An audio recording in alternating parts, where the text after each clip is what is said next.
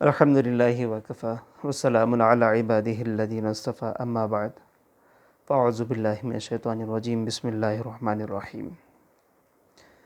آج آپ کے سامنے سورۃ النمل کی کچھ آیتوں کا تذکرہ اور تفسیر لے کر آیا ہوں، جس میں حضرت داؤد علیہ السلام اور حضرت سلیمان علیہ السلام کا ذکر ہے۔ چلیے اللہ رب العزت کیا فرماتے ہیں دیکھتے ہیں۔ وَلَقَدْ آتَيْنَا دَاؤُودَ وَسُلَيْمَانَ عِلْمًا۔ اللہ فرماتے ہیں ہم نے داؤد اور سلیمان علیہ السلام کو علم عطا کیا۔ وَقَالَ الْحَمْدُ لِلَّهِ الَّذِي فَضَّلَنَا عَلَى كَثِيرٍ مِّنْ عِبَادِهِ الْمُؤْمِنِينَ، اور دونوں نے اللہ کی تعریف بیان کی کہ تمام تعریفیں اس اللہ کے لیے ہیں جس نے ہم کو سارے مومنین بندوں پر فضیلت عطا فرمائی۔ وہ فضیلت علم کی وجہ سے ہے۔ تو معلوم ہوا اللہ کے نیک اور اچھے بندے اللہ کی ہر نعمت پر شکر ادا کرتے ہیں، اللہ کی تعریف بجا لاتے ہیں۔ اس کے بعد اللہ فرماتے ہیں وَوَرِثَ سُلَيْمَانُ دَاؤُد قَالَ يَا أَيُّهَا النَّاسُ عَلِّمْنَا۔ سلیمان علیہ السلام کو داؤد کا ہم نے وارث بنایا، اور حضرت سلیمان نے کہا اے لوگو علمنا منطق الطیر، ہمیں پرندوں کی زبان سکھائی گئی ہے، ان کی بولی سکھائی گئی ہے۔ یہاں پر جو داؤد علیہ السلام کی وراثت کا تذکرہ بیٹے کے سلسلے میں ہے، وہ کسی مال و دولت حکومت کی نہیں بلکہ علم کی ہے، کیونکہ عقائد عالم حضرت جناب محمد رسول اللہ صلی اللہ علیہ وسلم نے فرمایا العلم ورثۃ الانبیاء، انبیاء کی وراثت علم ہوتی ہے۔ ان الانبیاء لم یورثوا دینارا ولا درہما، اور انبیاء علیہ السلام اپنی وراثت میں مال و دولت سونا چاندی نہیں چھوڑتے، بلکہ علم دیتے ہیں۔ تو حضرت داؤد علیہ السلام کا جو وراثت میں ملا وہ علم اور نبوت ہے۔ تو معلوم ہوا جو علم والے ہیں، جو علماء ہیں، جنہیں وراثت علم عطا ہوا ہے، وہ نبیوں کے وارث ہیں، گویا کہ نبیوں کے حصے دار ہیں۔ اللہ اکبر کبیرہ۔ سلیمان علیہ السلام نے کہا یا ایھا الناس، اے لوگوں، علمنا منطق الطیر، ہمیں پرندوں کا علم سکھایا گیا ہے، ان کی بولی، ان کی زبانی سکھائی گئی ہے۔ وَأُوتِينَا مِن كُلِّ شَيْءٍ، اور ہمیں ہر چیز جو ضرورت کی ہے عطا کی گئی ہے۔ إِنَّ هَذَا لَهُوَ الْفَضْلُ الْمُبِينُ، یہ واضح فضل ہے میرے رب کا۔ تو معلوم ہوا نعمتوں پر فضل اللہ کی طرف پھیرنا اور اللہ کی تعریف بجا لانا یہ نیک مندوں کی علامت ہوتی ہے۔ ہم دنیا میں تھوڑا کیا کما لیے، کہتے ہیں ہم نے گھر بنا ہے، ہم نے اپنے محنت کے آگے چڑھ کر سیڑھیوں پر ہم نے قدم رکھ کر اس کو پایا ہے۔ اس کے بعد اللہ رب العزت فرماتے ہیں وَحُشِرَ لِسُلَيْمَانَ جُنُودُهُ مِنَ الْجِنِّ وَالْإِنسِ وَالطَّيْرِ فَهُمْ يُوزَعُونَ۔ سلیمان علیہ السلام کے لیے ایک لشکر جمایا گیا، جس لشکر میں جنات تھے، انسان تھے، والطیر پرندے تھے، فَهُمْ يُوزَعُونَ۔ چنانچہ یہاں پر اللہ رب العزت نے تین مخلوق کا ذکر حضرت سلیمان علیہ السلام کی بادشاہت کے حصے میں دیا، ایک جنات، دوسرے انسان، تیسرے پرندے۔ پرندوں سے یاد آیا، حضرت امام شافعی رحمۃ اللہ علیہ فرماتے ہیں کبوتر جو پرندہ ہے وہ سب سے زیادہ عقل مند ہے۔ عقائد عالم حضرت جناب محمد رسول اللہ صلی اللہ علیہ وسلم نے فرمایا جب حضرت داؤد علیہ السلام گھر سے باہر جاتے، وہ سارے محل کو دروازہ بند کر کے جاتے۔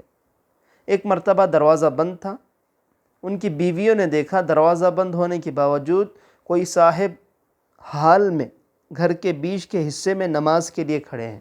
ساری عورتیں پریشان ہوئی، حضرت داؤد علیہ السلام کو دکھایا۔ حضرت داؤد علیہ السلام دیکھ کر پہچان گئے کہ دروازہ بند ہے، یہ کوئی آسمان سے اترنے والی مخلوق ہے، گویا فرشتہ ہے، ملک الموت ہے۔ انہوں نے انہیں سلام عرض کیا اور کہا آؤ اور میری جان لے لو۔ وہ ملک الموت حضرت داؤد علیہ السلام کی روح قبض کی تو اس وقت سورج نکلا ہوا تھا، وہ سورج کی تپش سے ان کے جسم مبارک پر دھوپ پڑنے لگی۔ حضرت سلیمان علیہ السلام نے پرندوں سے کہا کہ تم ابر بن جاؤ، ان پر سایہ کرو۔ تو سارے پرندے اتنے جم گئے حضرت داؤد علیہ السلام کو سایہ دینے کے لیے۔ نبی علیہ السلام نے صحابہ سے فرمایا اس دن اندھیرا چھا گیا۔ تو اس وقت حضرت سلیمان علیہ السلام نے کہا کہ اپنے پرندوں کو ایک ایک کر کے سمیٹ لو۔ تو سارے پرندوں نے اپنے پروں کو سمیٹ لیا۔ نبی نے اشارہ کر کے فرمایا کہ کس طرح سمیٹا۔ چنانچہ آگے بڑھتے ہیں۔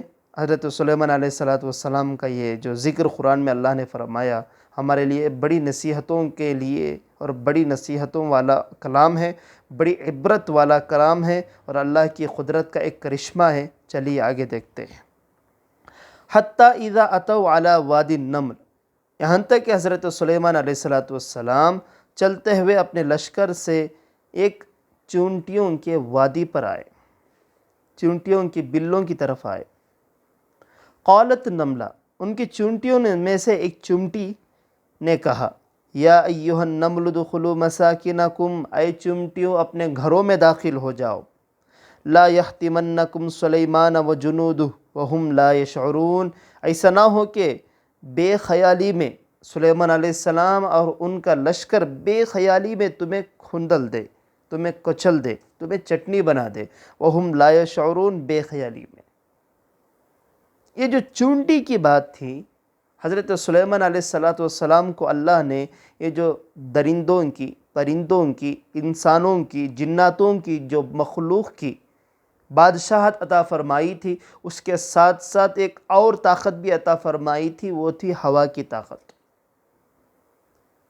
اللہ خود قرآن میں فرماتے ہیں ہم نے ہوا کو سلیمان علیہ السلام کے لیے مسخر کر دیا، وہ جس طرف حکم کرتے ہوا چلتی۔ ان کا جو تخت تھا، جس تخت پر حضرت سلیمان علیہ السلام جلوہ افروز ہوتے، جس کے تخت میں 40,000 کرسیاں تھیں اور اس میں جانور بھی تھے اور اس میں سارے حکومت کے کام بھی ہوا کرتے تھے، باورچی بھی لگے ہوئے تھے۔ اور حضرت سلیمان علیہ السلام جب ہوا کو حکم دیتے، وہ ہوا اس تخت کو اڑا کر لے جاتی۔ چنانچہ ہوا میں اڑ رہے تھے، اللہ نے اس چونٹی کی آواز کو ان کے کانوں تک پہنچا دیا۔ اور ایک روایت میں آتا ہے حضرت سلیمان علیہ السلام یہ چونٹی کے واقعے میں زمین پر چل رہے تھے۔ اللہ عالم، اللہ بہتر جانتا ہے۔ جب چونٹی نے اپنی چونٹیوں سے کہا کہ بلوں میں داخل ہو جاؤ، اپنے سوراخوں میں داخل ہو جاؤ، کہیں سلیمان علیہ السلام اور ان کا لشکر تمہیں کچل نہ دے بے خیالی۔ فتبسم ضاحکا من قولہا، حضرت سلیمان علیہ السلام اس چونٹی کی الفاظ سن کر مسکراتے ہوئے ہنسنے لگے۔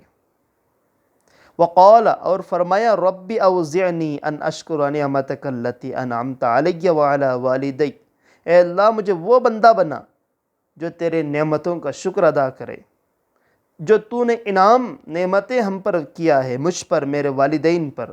وَأَنْ أَعْمَلَ صَالِحًا، اور ایسے اعمال کرنے کی توفیق عطا فرما ترضاہ، جو تجھے پسند ہو۔ وَأَدْخِلْنِي بِرَحْمَتِكَ فِي عِبَادِكَ الصَّالِحِينَ، اور تو مجھے اپنی رحمت تلے داخل فرما اور اپنے خاص بندوں میں داخل فرما۔ یہاں کئی چیزیں سمجھنے کی ہیں۔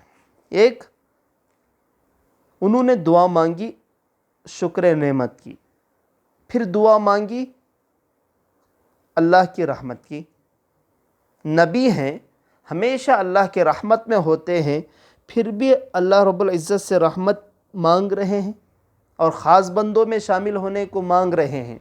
نبی علیہ السلام نے فرمایا اللہ کی قسم قیامت میں جنت میں کوئی اپنے اعمال کے بل بوتے پر داخل نہیں ہوگا، سوائے جسے اللہ کی رحمت اٹھا لے، چھا جائے، جسے اللہ کے فضل سے وہ جنت میں داخل ہو سکے۔ صحابہ نے پوچھا یا رسول اللہ آپ؟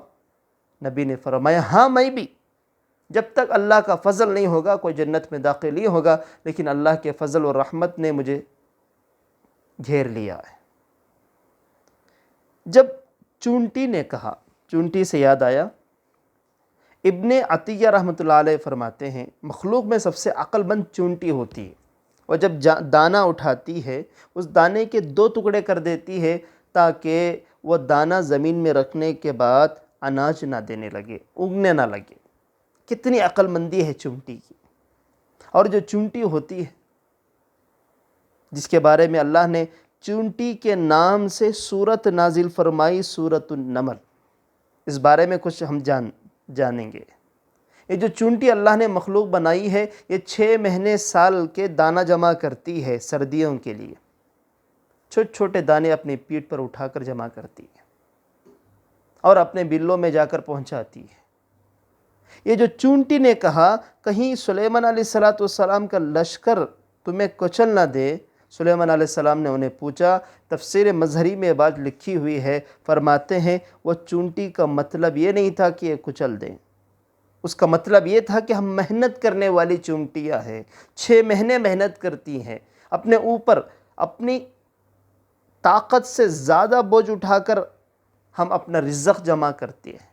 جب یہ چونٹیاں بلوں میں رہنے والی، جب اللہ رب العزت کے اس بندے کی شان و شوکت دیکھیں گے، لشکر و جاہ دیکھیں گے اور اس کی حکومت و سلطنت دیکھیں گے، کہیں دل میں ناشکری نہ پیدا ہو جائے.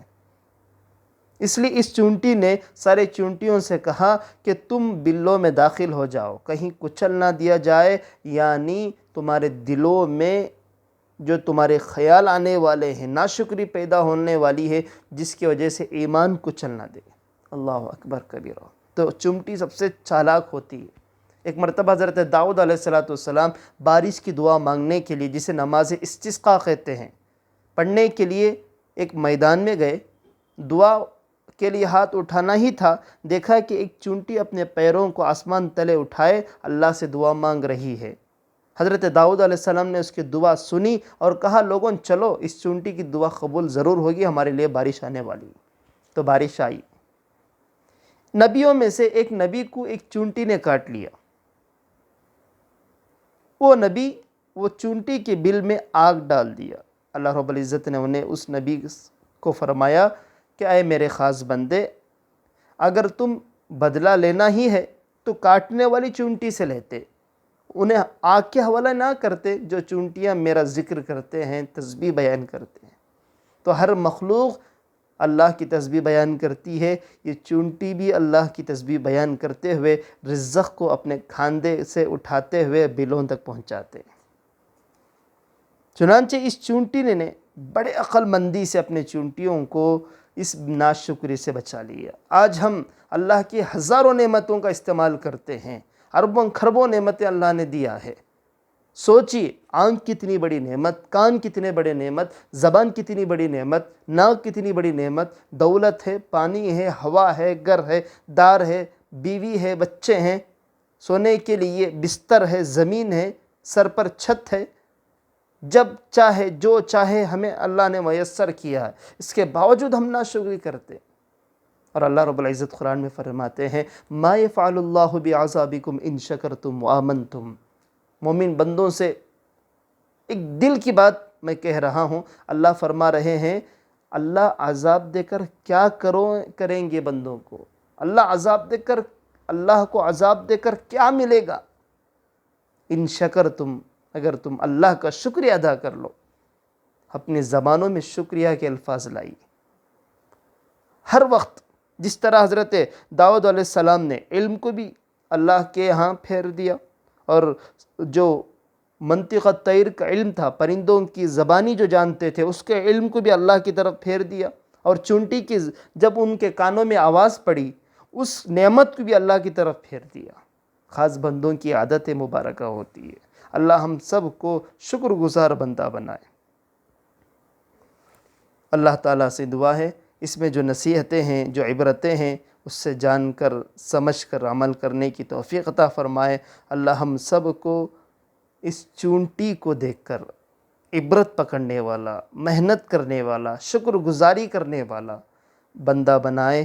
آمین. وآخر دعوانا ان الحمدللہ رب العالمین.